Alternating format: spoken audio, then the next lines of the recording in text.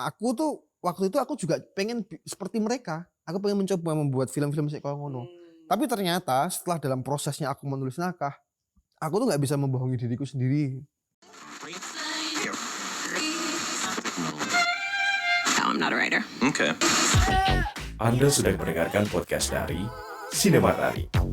Sutera dalam sinema.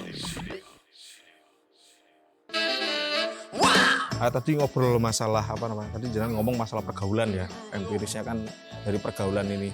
Saya jadi tertarik untuk bertanya, kira-kira setuju nggak kalau pergaulan itu membentuk seorang seniman dalam hal ini filmmaker dalam berkarya, baik gayanya, baik apa namanya perspektifnya dalam berfilm. Jadi kan setuju nggak kalau pergaulan itu sangat membentuk? Aku tidak pernah belajar film secara pendidikan gitu, secara formal. Aku nggak pernah bersekolah film gitu. Tapi ya dari pembicaraan seperti ini, oh mereka nonton film ini, oh ini film ini keren loh, apa segala macam gitu. Jadi wah kita delok film ini, oh tak tonton filmnya apa yo. Terus aku juga iso melu ngobrol gitu. Kan ya maksudnya memformulasikan dramatika babak, opo karakter piye segala macam. Itu sesuatu yang wah kok wangun banget sih omong-omongannya gitu. Nah dari situ kan aku juga jadi belajar gitu. Bagaimana ketemu sama DOP juga obrolannya beda, ketemu sama kreator obrolannya beda, ketemu sama teman-teman art obrolannya beda. Itu kan jadi memperkaya aku untuk bisa lebih menimba ilmu pengetahuan lah lebih dalam. Jadi bagiku ya komunitas terus pergaulan itu jadi penting banget gitu. Dan harus aku akui tanpa komunitas aku nggak bisa menjadi aku yang sekarang sih. Aku nggak bisa membuat film maksudnya gitu. Karena ya komunitas itu jadi penting banget. Banyak banget beberapa bulan yang lalu ya. Maksudnya tiba-tiba aku di-DM karo wong-wong atau kemudian ono wong sik moron dini. Yo sekedar pengen ngobrol dan sharing gitu. Piye carane nggawe film apa segala macam. Ya pertanyaanku pertama adalah kowe duwe komunitas ora? Ini melihat dari prosesku ya, karena kan aku selalu berkaca dari prosesku kan. Jadi ketika ada orang bertanya ke aku bagaimana caranya membuat film, ya pertanyaanku pertama aku di komunitas atau aku di konco. Karena itu penting banget untuk bagaimana kita bisa bekerja menciptakan film. Film itu kan hasil kerja kolektif kan, bukan hanya kerja satu orang aja gitu loh. Jadi aku pikir itu menjadi penting banget sih sampai sekarang. Dari pergaulan itu tadi bahas film dan macam-macam gitu ya. Boleh tahu Mas, film apa yang istilahnya membuat Anda sampai sejauh ini gitu misalnya? Nah aku film-film Inggris, film-filmnya Guy Ritchie, film-film Tim Burton, kuwi sing membentuk aku sih ya. Film-film yang mempengaruhi aku. masa tak sekarang ya. Sebenarnya film-film Inggris sih. Film-film Inggris ya. Karena aku ya dingin iki. Aku sempat membuat sebuah analogi. Ono film Amerika, ono film Inggris ngono kae. Nek aku dadian Jakarta ke Amerika, yo joy Inggris. Gitu. Karena aku ora ngerti, aku selalu makanya aku karena aku jadi hubungannya karo film Inggris itu kan bahasa Inggrisnya medok toh. Inggris yang sangat medok banget. Tapi kan itu bahasa ibu mereka, itu aksen benar-benar aksen lokal mereka gitu. Makanya aku jadi pede banget bahasa Jawa piye-piye iso kok kayak ngono kuwi gitu. Aku pengen banget punya itu dan itu terwujud ning Los Yogyakarta juga. Aku pengen gawe visual sing keren sing ora kalah karo urbane Jakarta ngono kae. Ning bahasane bahasa ibu gitu. Nah, itu sing kemudian jadi aku sangat terinspirasi dengan bagaimana film-film Inggris itu dihadirkan gitu. Nah itu soal menarik juga sih soal ngomong ke kecenderungan berkomunitas karena kui kan membentuk pengalamanmu dari pergaulan sosial gitu ya. Dan waktu itu kan masih memungkinkan situasi di mana kita ketemu dan nonton film bareng gitu. Kadang aku membayangkan situasinya pandemi ini berjarak gitu kadang. Nonton film mulai difasilitasi oleh kanal-kanal pribadi, Netflix, bioskop online, klik gitu-gitu. Iya budaya menonton tuh kemudian nanti mempengaruhi proses pembuatan film generasi yang akan datang. Generasi yang misalkan tadi Mas Tata tanyai dengan di komunitas moral gitu. Mungkin mereka jadi tidak membayangkan mereka perlu berkomunitas karena mereka sudah nonton film dewe, bayangannya aku nggak tahu ya, mungkin situasi itu akan terjadi beberapa tahun ke depan ketika orang merasa bisa bikin film tanpa harus berkomunitas. Mungkin situasi yang mungkin akan terjadi ya. kuwi sih bahasan sing soal persoalan kedua kan soal budaya menonton kuwi ya. Nek mbiyen ki gaweane nonton bareng ning kos-kosan, terus aku ngobrol ning misalkan si Mamat atau apa. Nah hari ini kan ya kita nontonnya dewe-dewe ya. Kira-kira diskusi film macam apa ya yang terjadi? Gitu Mas. Bayangke to, Mas. Nonton bareng iso tapi nih Google Drive ini rumah masing-masing gitu aja. Iya. Dulu kita kalau mau habis bikin film kan di kamar kos ya bener, di kampus atau apa. Kelingan aku pernah pas aku melu kelas Arkipel kayak Forum Lenteng kayak nonton film bareng ngono iki lho. Nonton filmnya Tarkovsky. Nostalgia sudah. Sumpah sudah ngantuk pengen turu sebenarnya. Tapi kan kakek penak ya Mas, pekewo ya. Bayangno, nek misalkan aku ning Netflix ono filmnya Tarkovsky kok tentu tak tonton lho. Iya. Jadi kan kuwi situasi sing pergaulanmu berubah, budaya menontonmu berubah. Otomatis mungkin beberapa tahun ke depan sulit nih menemui filmmaker kayak Mas Tata sing berangkat dari pengalaman pribadi sing personal, bisa menangkap problem-problem terdekat ki kemudian diimajinasikan dalam bahasa-bahasa sing sinematik gitu loh. Aku wis tahu apa ono pemutaran online ngono dan aku ngalami pemutaran iki lewat Zoom. Baru ki ono sesi Q&A. Aku ngerasa aneh banget yo kan yo. Aku ora duwe vibes. Ya kebiasaan kita kan untuk datang ke pemutaran. Maksudnya pemutaran itu kan jadi satu paket toh. Adi nonton film, rampung, ngobrol ning jowo, ngono film apa ya atau ngobrol yang lain. Aku kan kuwi paketan sing aku ki wah kuwi lho, apa jenenge? Privilege yang kita punya ketika kita menonton film ning pemutaran ataupun ning dia ruang menontonnya gitu. Tapi dalam kondisi saiki kok aku ya kuwi sih wedi juga aku nek misalnya kuwi kemudian akan berlarut-larut dan sehingga kita sudah mulai terdidik dengan cara menonton sing koyo ngono kuwi ya kuwi aku ora ngerti Kelihatannya bareng tapi sebenarnya sendiri-sendiri. Aku ya pas kali kan tahun wingi kan nonton FFD. FFD kan tahun wingi online kabeh to Mas. Iya. Online kabeh. Nonton film iki ya wis dikei link ngono kae terus nonton ning portal FFD. Sebelum filmnya dimulai iki ono Frau ya, nyanyi. Wah nek FFD tenanan gak ono iki. Arep nonton film ono Frau nyanyi iki gak ono. Main ning online tok. Ya kan kadang nonton film dokumenter kan kadang ngantuk tuh Mas. Penak pause dhisik terus sik kan gak masalah. Ya kadang ya kuwi satu keistimewaan lain dari online ya meskipun tidak ada vibes pertemuan ya. Betul. Tapi kuwi menarik juga sih. Maksudnya aku ngalami ngono kuwi. Misalnya aku teko ning FFD atau ning JAV beberapa aku kan maksudnya juga bukan penonton art house sing ngono to. Sing apa jenenge? Militan. Ngono lho. Aku ki kadang yo nek ndelokke shot sing meneng tok 5 menit kan ya bosen juga ngono lho. Aku tipikal ngono kuwi. Tapi kan karena sik teko ki aku nonton karo bocah-bocah kan aku ya kudu wah ngantuk banget. Nek aku turu ketok lagu to. Aku ketok isin aku kudu bertahan nonton ngono kae. Kalau enggak pakai alasannya Abbas Korestami gitu loh. Film yang bagus adalah film yang buat saya mengantuk. Aman. Tapi gue tadi menarik sih, maksudnya aku jadi bisa melihat temuan-temuan yang lain sih. Itu sih jadi menyenangkan. Fenomena perubahan platform ini kita tidak semata teknis, tapi kita akan mengubah gimana cara kita bergaul dan membuat film juga gitu sih. Iya. Ya mungkin suatu ketika nek misalkan podcast ini didengerin lagi mungkin 5 tahun 10 tahun ke depan. Oh iya ya kayak sing diomongke kae. Normal ini. Nek padha nek ora ya iki omong kosong. Itu kan masih prediksi salah enggak apa-apa ya. Tapi menarik tadi bahas masalah sekarang kita sudah mungkin bisa dibilang dimanjakan, tapi kalau saya bilang dipermudah ya. Dipermudah nonton film itu tidak perlu ke bioskop atau secara komunal lah istilahnya gitu loh. Jenengan sebagai filmmaker nih yang sudah terjun ke industri, sekarang lagi garap web series juga ya. Jenengan tuh prefer yang bioskop konvensional, film jenengan itu diputar di bioskop konvensional atau yang OTT sebenarnya? Jujurnya prefer yang mana sih sebenarnya? Nek bagi filmmaker, kui tetap bagaimanapun sinema itu bioskop sih. Bioskop itu tetap di goals utama. Bahkan ya sampai titik iki aku sih pengen berharap bahwa aku nggak film di bioskop. Itu selalu menjadi hal yang aku percaya bahwa tetap bioskop iki duwe duwe roh sing berbeda lah nek ngono lho. Jadi aku yakin sih goal setiap filmmaker pasti akan ke arah situ gitu. Ya tapi bagiku OTT iki ya duwe sisi positif dan negatif gitu.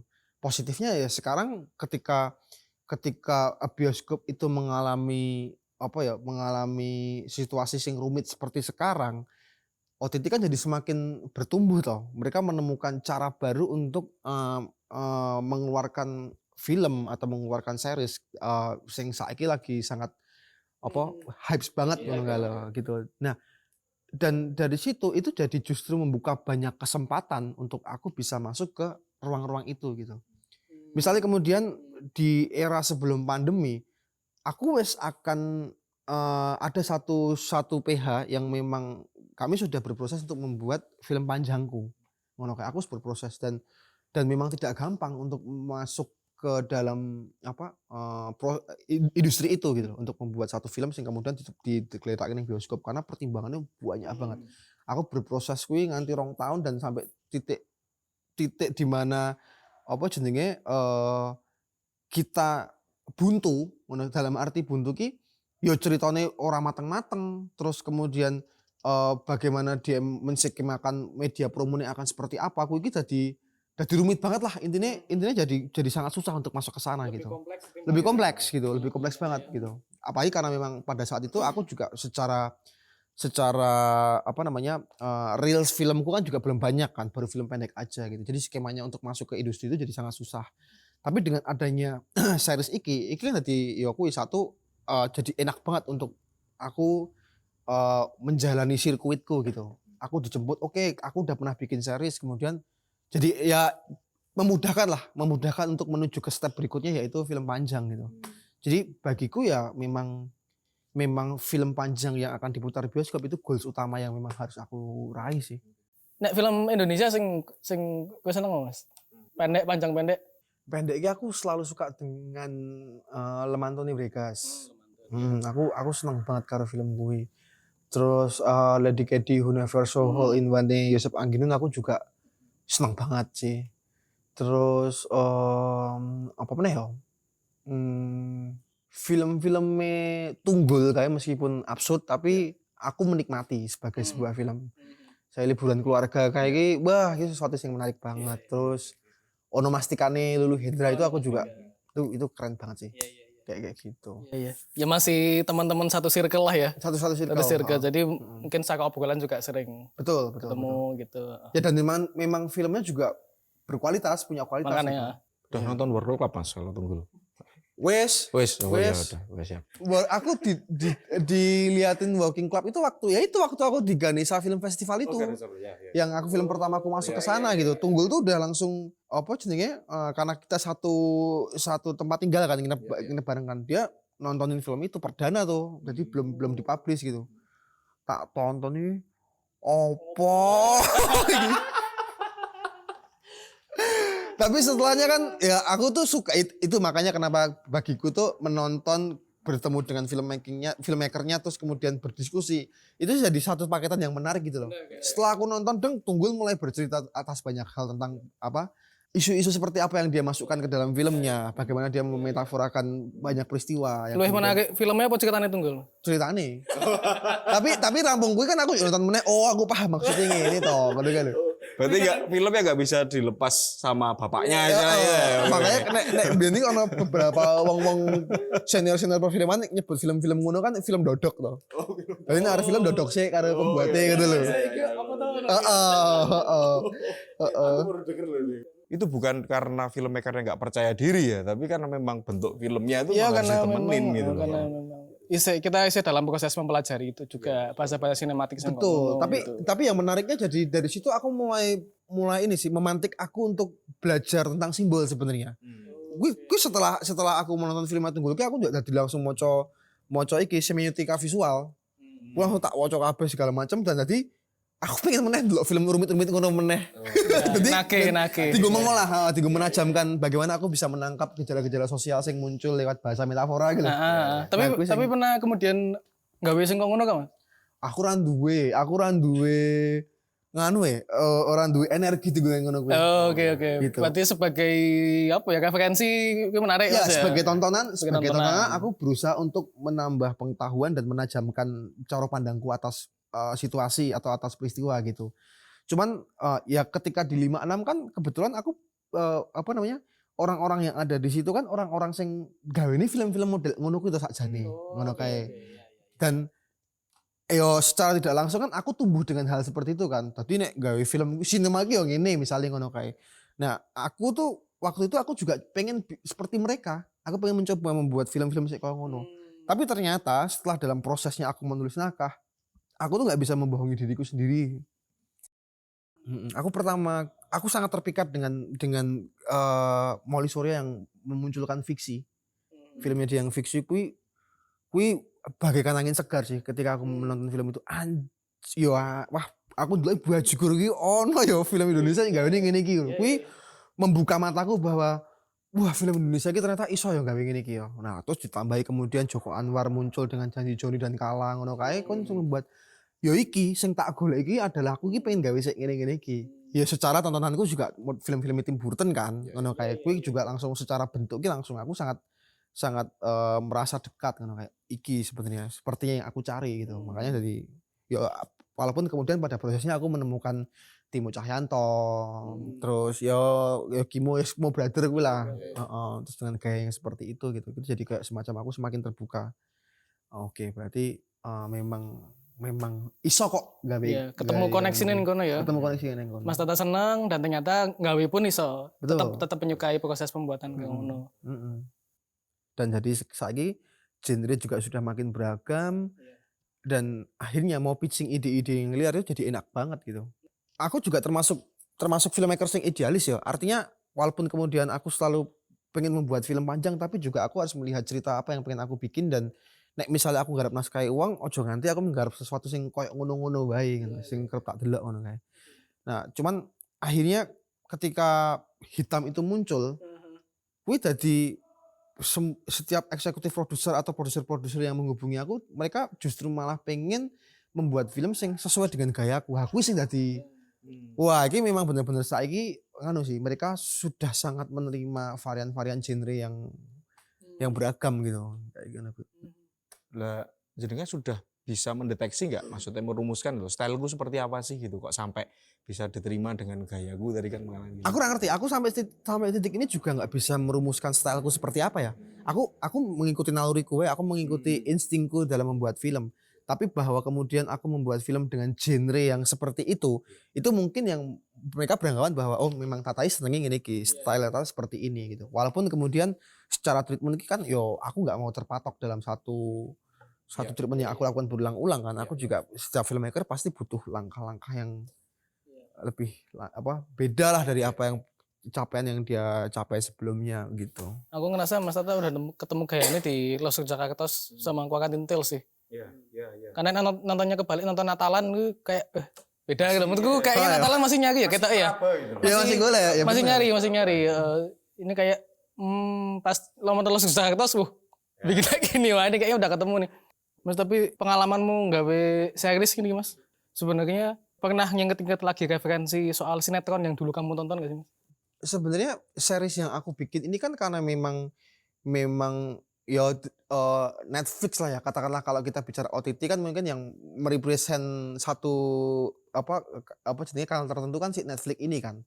Nah, Netflix kan mulai hadir dengan seri-serisnya dia yang ide-idenya liar, tapi bagaimana mereka tetap menjaga cinema stylenya tetap film gitu loh, bukan sinetron gitu-gitunya tuh kuwi sing sangat dadi menginfluence aku untuk wah ternyata ki sinetron nek ditreatment kayak film dengan cerita yang tidak remeh-temeh itu tuh jadi sesuatu sing ya kayak kalian juga menonton Game of Thrones pasti ya kalian juga mungkin menonton Narcos atau menonton apalah Kingdom misalnya gitu Money Heist gitu kan gue sesuatu sing bahkan gue kira iso mandek toh ketika nonton pengennya terus nah itu kan jadi candu ya gitu nah itu tantangan yang ketika kita mulai bisa mengakses OTT dan kita menemukan film-film yang seperti film-film seri seperti itu wah rasanya ini pengen banget waktu itu aku gitu makanya kan kemudian dalam hal ini aku bukan bertemu ya karena memang berawal dari teman-teman ngobrol juga ada aku Ahmad Fesji Anggoro Fajar Marta Santosa ada Nindira Ras juga sama Sandi Paputungan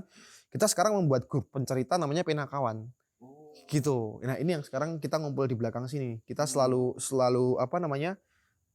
berkumpul, merumuskan ide cerita, lalu kemudian kita tawarkan ke studio-studio gitu. Oke. Tapi dalam hal ini Tapi kok itu series ya bayangannya jadi series, satu cerita kita- panjang tau berarti? betul. Kita memang sudah menyepakati bahwa kita adalah pembuat series yang series genre gitu. Tentang ya thriller, tentang crime, tentang misteri, tentang kayak gitu. Jadi kita punya banyak sekali tabungan-tabungan cerita kayak gitu. Meskipun kemudian masing-masing individu yang ada di sini kan juga punya project film panjangnya masing-masing kan gitu. Tapi memang karena kita sadar bahwa ide cerita itu adalah sebuah intellectual property yang bisa dijual gitu. Makanya kemudian wah kita tahu nih peluangnya nih series sudah mulai berkembang di Indonesia. Terus juga orang yang bikin series juga masih membawa tema dan formulasi yang itu aja. Ibaratnya sinetron tapi dipindah ke OTT gitu kan. Kita nggak mau yang kayak gitu. Kita memilih untuk berada di jalur kiri yang memang bermain dengan genre. Kita memang tetap ingin mempertahankan bagaimana nuansa filmnya tetap terjaga, value visualnya tetap ada gitu-gitunya gitu. Sidul, aku baru ingat sekarang. Ternyata sinetron yang terakhir aku tonton Sidul. Iya situ. Sama sih aku juga. Ya aku tipis-tipis masih nonton tuh Preman Pensiun di Aku RCTI. nggak nonton aku. Iya.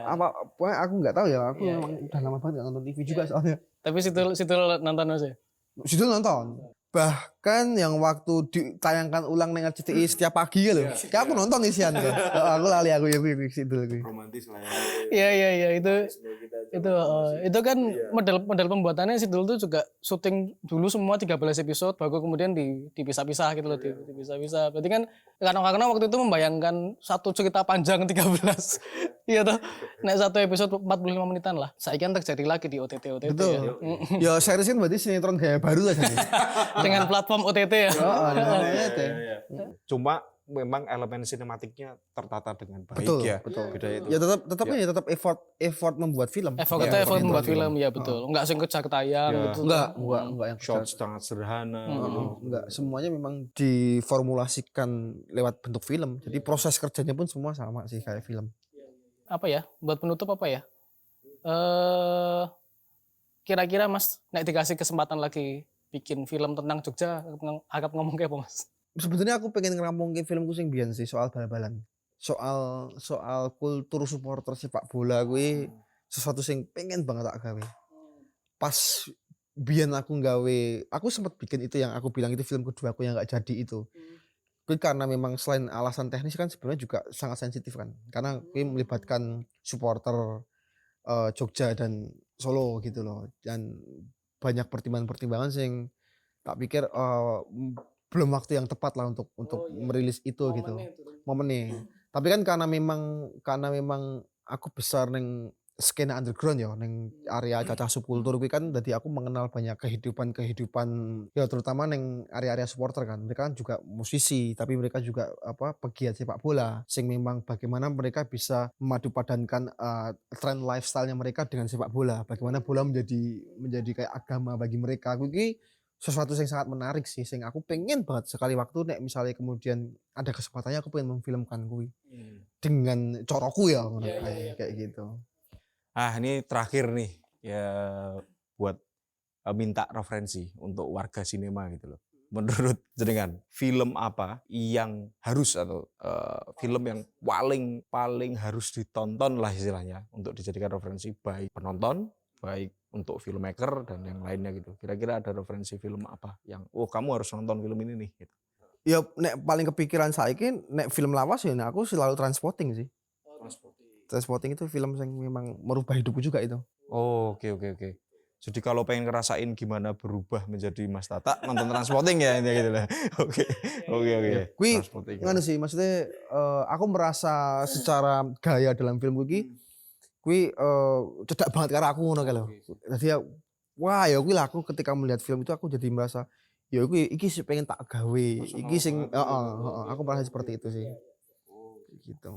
Ya mungkin sama beberapa tadi yang disebutin Mas Tata, filmnya Joko Anwar, Mauli Surya itu bisa jadi referensi Ya juga itu ya. juga tuh. Selain filmnya Mas Tata sendiri ya harus nonton. Serius ini. kudu nek Kudu. Wah oke cair sekali hari Iya, ini. oke. Menyenangkan. Ini terima kasih banget Mas sudah meluangkan waktu di rumahnya juga yang wow artistik banget gitu loh. bisa kalau mau sharing bisa ya Mas ya, teman-teman yang lain warga Di mana Sinema. ini disebutin dulu ini Ya, di mana? lokasinya kalau saya dulu kenalnya adalah Kebon Suwung, terus berubah nama lagi jadi Kebon Studio. Sekarang jadi banyak namanya. Sekarang ada Rumah Lama Panggonan Ngopi. Jadi kalau mau ngopi-ngopi bisa di sini, tapi masih tutup Mas ya ini ya. Masih tutup. Terus Mas Tata ini juga, makanya saya tadi sebut Mas Tata ini pengusaha juga. Ada mie ayam Bangka, masalah. Namanya apa Mas? Gandrung. Iya, di Gandrung. situ. Tapi lagi tutup. Ya. Terus kalau ke Jogja bingung mau nginep di mana, ada homestay juga di sini. Homestaynya namanya apa Mas? Namanya itu Omah Sorsawu. Omah Sorsawu. Tapi ki usaha keluarga maksud usaha. Oh ya. Ya, itu salah ya. Tapi nggak apa, satu kompleks ya, komplek. Ada homestay, ada kulinernya juga ada ngopi, kalau ngopi juga bisa. Terletak di daerah Taman Siswa ya, Taman Siswa luar biasa.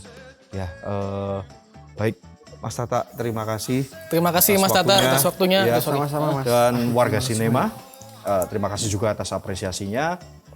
Kali ini sungguh obrolan yang sangat cair kalau bagi saya ya, gitu loh. Saya harap juga warga Sinema tidak hanya mendengarkan saja, tapi juga bisa komentar ya.